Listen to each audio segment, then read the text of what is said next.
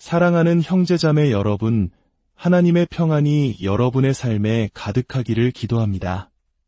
오늘 우리는 성경이라는 광활한 우주를 여행하며 시간의 장막 뒤에 숨겨진 놀라운 비밀 하나를 함께 발견하고자 합니다. 이 여정을 시작하기에 앞서 잠시 여러분의 마음을 모아주십시오. 여러분이 이 채널을 구독하고 좋아요를 누르며 이 말씀을 다른 이들과 나눌 때 그것은 단순히 화면을 누르는 행위를 넘어 하나님의 은혜와 진리를 세상에 전하는 거룩한 사역에 동참하는 길이 됩니다. 여러분의 작은 손길을 통해 더 많은 영혼이 이 진리의 빛으로 나아올 수 있도록 주님의 이름으로 축복합니다. 초대 교회의 위대한 스승이었던 아우구스티누스는 성경을 이해하는 아주 중요한 열쇠를 우리에게 남겼습니다. 그는 이렇게 말했습니다. 새로운 것은 옛것 안에 감추어져 있고 옛것은 새로운 것 안에서 드러난다. 이 말은 마치 하나의 거대한 서사시와도 같은 성경 전체를 꿰뚫는 황금률과 같습니다.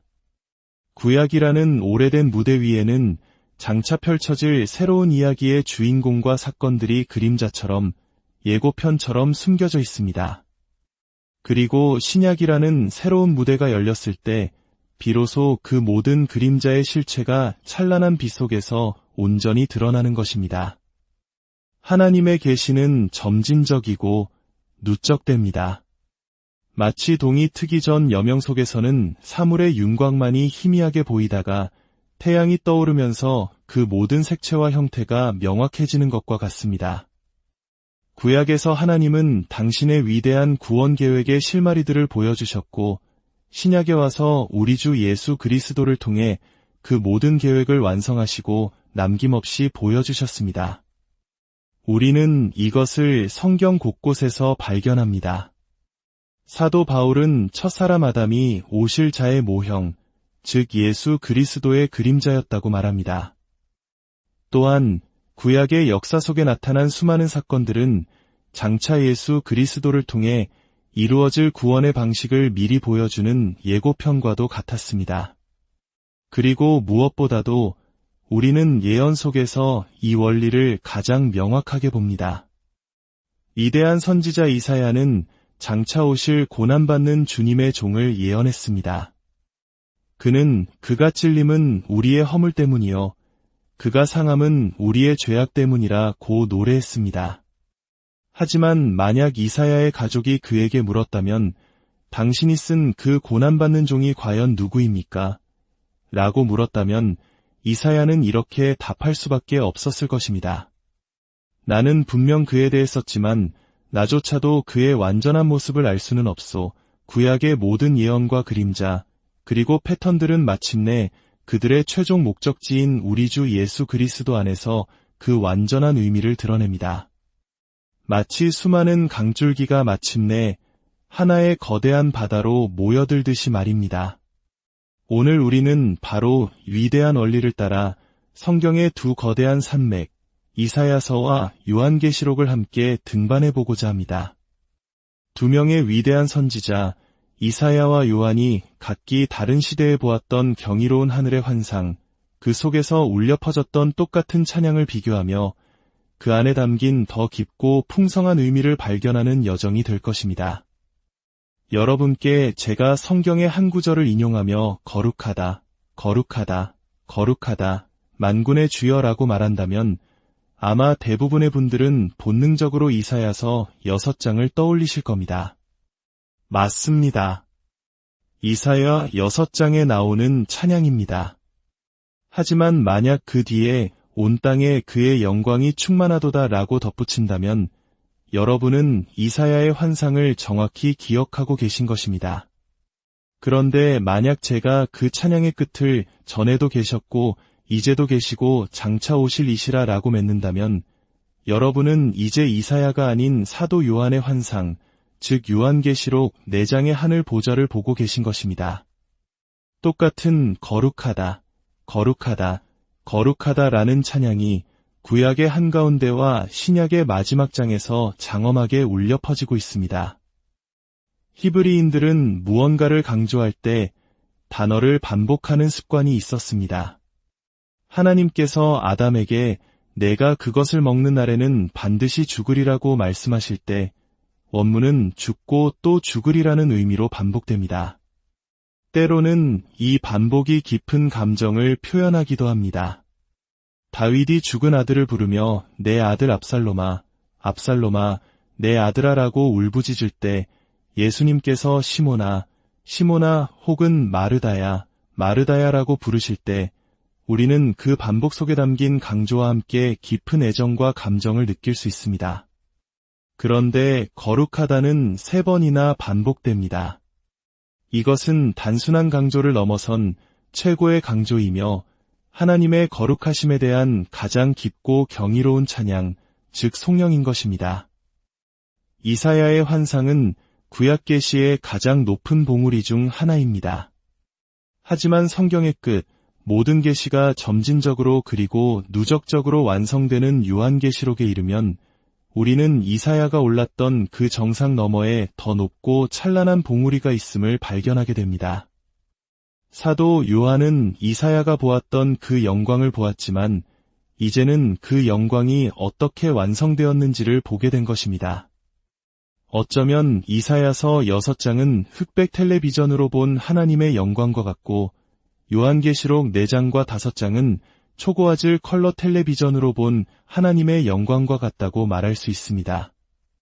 흑백 화면 속에서도 하나님의 위대함은 분명히 드러나지만 컬러 화면 속에서는 그 영광의 다채로움과 생생함, 그리고 그 영광의 중심에 있는 비밀까지도 남김없이 볼 수 있는 것입니다. 놀랍게도 두 위대한 선지자는 모두 깊은 개인적인 고통과 시련의 한가운데서 하나님을 만났습니다. 이사야는 우시야 왕이 죽던 해에 그 환상을 보았습니다. 우시야 왕은 영광스러운 통치로 시작했지만 하나님의 말씀에 불순종하여 교만해졌고 결국 나병에 걸려 하나님의 집에서 쫓겨나 비참한 최후를 맞이한 왕이었습니다. 이사야를 포함한 온 국가가 그에게 걸었던 희망과 기대가 한순간에 무너져 내린 절망의 순간이었습니다. 인간왕의 한계와 유한함을 뼈저리게 느꼈던 바로 그때 인간이 가장 작아졌을 때 하나님은 당신의 무한하고 영원한 영광을 이사야에게 보여주셨습니다. 사도 요한 또한 마찬가지였습니다. 그는 영광스러운 사역을 감당했지만 그 끝은 반모섬이라는 외딴 섬으로의 끔찍한 유배였습니다. 사랑하는 모든 이들과 떨어져 홀로 남겨진 고독과 절망의 시간.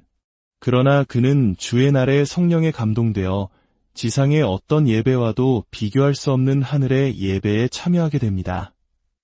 마치 평생 처음으로 진짜 교회에 간 것과 같은 경험이었을 것입니다. 두 사람 모두 시련과 낙심, 고통의 시간을 통과하고 있었습니다.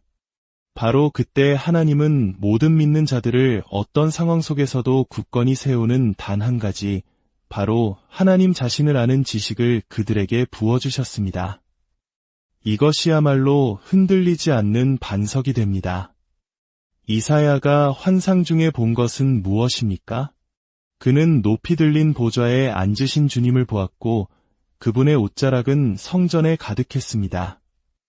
그는 감히 주님의 얼굴을 보지 못하고 그분의 영광스러운 옷자락 끝만을 보았을 뿐입니다. 그리고 보좌 주위에는 스랍이라는 천사들이 날고 있었습니다. 그들은 6날개를 가졌으나 창조되지 않은 본연의 거룩함 앞에 감히 얼굴을 가리고 발을 가린 채 오직 2날개로만 날며 서로에게 외쳤습니다. 거룩하다, 거룩하다, 거룩하다. 만군의 주여, 그의 영광이 온 땅에 충만하도다. 그들의 찬양이 울려 퍼지자 성전의 기초가 흔들리고 성전 안에는 연기가 가득 찼습니다.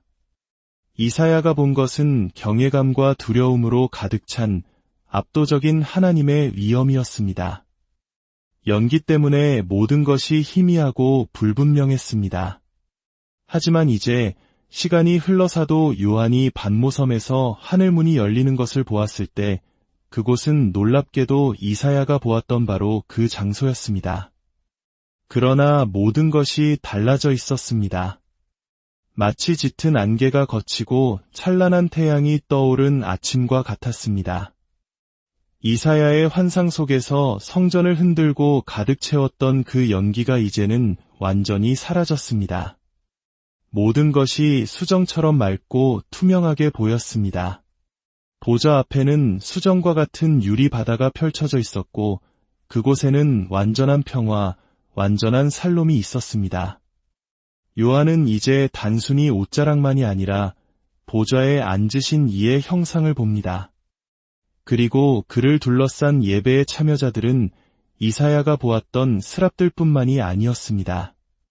보좌 주위에는 네 생물이 있었고 그 주위에는 24장로들이 흰옷을 입고 금관을 쓴 채 앉아 있었습니다. 그리고 그들을 둘러싼 것은 수억의 천사들이었고 마침내 셀 수 없는 허다한 무리가 있었습니다. 구속받은 모든 성도들이 그 자리에 함께 있었습니다. 이사야는 마치 개인적인 예배에 초대받은 것 같았지만 요한은 온 우주적인 영광의 예배, 천상의 가족과 지상의 가족이 하나 되어 드리는 연합 예배의 한가운데 서 있었던 것입니다. 두 선지자가 경험한 예배의 순서는 놀랍도록 유사합니다. 하나님의 계시가 선포되고 그분의 거룩하심에 대한 하늘의 경배가 이어집니다. 그 앞에서 예배자는 자신의 죄인됨을 처절하게 깨닫습니다. 그리고 죄의 용서가 주어지고 말씀이 적용되며 주님을 향한 헌신과 세상으로 나아가는 사명의 위임이 뒤따릅니다. 하지만 그들의 반응에는 미묘하지만 중요한 차이가 있었습니다. 이사야는 하나님의 거룩하심 앞에서 화로다나여 망하게 되었도다. 나는 입술이 부정한 사람이여 라고 외쳤습니다. 그는 자신의 죄성, 특히 선지자로서 가장 강력한 무기였던 입술의 죄악을 깊이 깨닫고 절망했습니다. 다른 이들에게 화를 선포했던 그가 이제 마지막 7번째 화를 자기 자신에게 선포한 것입니다. 그러나 요한은 달랐습니다. 그 역시 보좌에 앉으신 이의 손에 있는 두루마리를 보았을 때 자신의 무가치함을 느꼈을 것입니다. 그러나 그는 화를 선포하지 않았습니다. 그는 울었습니다. 그가 많이 운 이유는 단지 인간의 죄성 때문만이 아니라 그로 인한 비극적인 상태 때문이었습니다. 하나님의 창조 목적을 담고 있는 그 두루마리의 봉인을 떼고 그것을 펼 사람이 하늘 위에나 땅 위에나 아무도 없다는 사실, 즉 타락한 인류의 절망적인 무능력 앞에서 그는 눈물을 흘렸던 것입니다. 사도 바울이 로마서 3장 23절에서 모든 사람이 죄를 범하였음에 하나님의 영광에 이르지 못하더니 라고 말했을 때 그는 단지 우리가 율법을 어겼다고만 말하지 않았습니다. 죄의 더 깊은 비극은 우리가 마땅히 보고 사랑하며 반사해야 할 하나님의 영광에 이르지 못하게 되었다는 것입니다. 요한은 바로 그 비극 앞에서 통곡했던 것입니다. 바로 그때 그 환상의 절정에서 모든 미스터리가 풀리는 순간이 찾아옵니다. 장로 중 한 사람이 요한에게 말합니다. 울지 말라. 유대 지파의 사자 다윗의 뿌리가 이겼으니 그 두루마리와 그 7인을 떼시리라. 요한이 고개를 들어 바라보았을 때 그는 사자를 본 것이 아니었습니다. 그는 보좌 중심에 서 있는 일찍이 죽임을 당한 것 같은 어린 양을 보았습니다. 바로 이 순간 이사야가 보았던 흑백 화면이 완전한 초고화질 컬러로 바뀌는 순간입니다. 이사야는 먼 훗날의 예언으로만 희미하게 보았던 그 고난받는 종, 도살장으로 끌려가는 어린 양 같았던 그 종의 실체를 요한은 이제 하늘 보좌의 중심에서 똑똑히 보고 있는 것입니다. 우리의 허물을 위해 찔리시고 우리의 죄악을 위해 상하셨던 바로 그 어린 양. 그의 채찍에 맞음으로 우리가 평화를 누리게 된 바로 그 어린 양. 이사야의 환상 속에서 흔들리던 기초는 어린 양의 희생으로 말미암아 견고한 반석이 되었고 성전을 가득 채웠던 심판의 연기는 어린 양의 보혈로 말미암아 완전히 걷혔으며 이제 죄인된 우리가 거룩하신 하나님 앞에 나아갈 수 있는 완전한 평화, 살롬의 길이 열린 것입니다. 그래서 이제 하늘의 찬양은 새로운 후렴구를 갖게 됩니다. 거룩하다, 거룩하다, 거룩하다 주 하나님 곧 전능하신 이여, 전에도 계셨고 이제도 계시고 장차 오실 이시라. 이 찬양은 이제 단순히 하나님의 압도적인 거룩함에 대한 외침이 아닙니다. 이것은 성부, 성자, 성령 삼위일체 하나님의 거룩하심에 대한 찬양입니다. 보좌에 앉으신 성부 하나님은 거룩하십니다. 보좌 앞에서 타오르는 7영이신 성령 하나님은 거룩하십니다. 그리고 우리 죄를 위해 죽임 당하신 보좌 가운데 계신 어린 양, 성자 예수님은 거룩하십니다. 이사야의 경험 속에서 죄의 용서는 천사가 제단 숯불을 가져와 그의 입술에 대는 고통스러운 상징으로 나타났습니다. 그는 그것이 그림자임을 알았을 것입니다. 그러나 무엇의 그림자인지는 온전히 알 수 없었습니다. 이제 요한은 그 실체를 봅니다. 그것은 천사가 가져온 숯불이 아니라 하나님의 어린 양 자신이 온 인류의 죄를 위한 완전한 제물이 되어 영원한 제단 위에 드려진 사건의 실체였던 것입니다.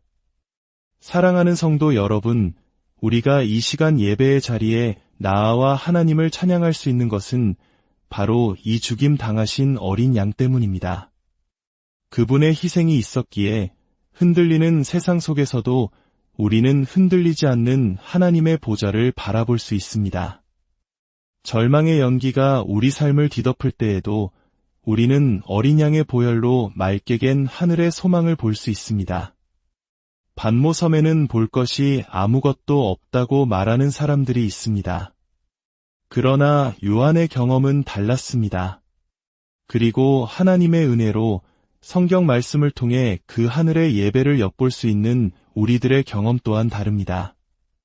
우리는 이 말씀을 통해 저 영원한 예배의 자리로 옮겨졌다가 다시 이 땅에서의 삶으로 돌아와 전혀 다른 방식으로 살아갈 힘을 얻습니다. 함께 기도하겠습니다. 하늘에 계신 우리 아버지, 성경 말씀을 통해 이토록 놀라운 방식으로 우리에게 말씀하여 주심에 감사드립니다. 이사야와 요한의 환상을 통해 우리 또한 저 하늘의 예배에 참여하여 죄 없이 예수님을 뵙고 사랑하는 은혜를 경험하게 하여 주시옵소서. 우리가 무엇을 경험하고 무엇을 보든지 이 땅의 우리 교회 공동체가 저 위대한 하늘 총회의 모습을 더욱더 닮아가게 하시고 다른 이들이 우리와 함께할 때 참으로 하늘의 경험을 맛보며 거룩함에 대한 갈망을 품게 하여 주시옵소서. 우리 주 예수 그리스도의 이름으로 기도드립니다.